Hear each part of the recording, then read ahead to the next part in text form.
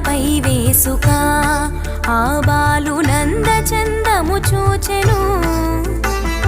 వసుదేవు పుత్రుడమ్మా ఈ బిడ్డ వైకుంఠవాసుడమ్మా, నవనీత చోరుడమ్మా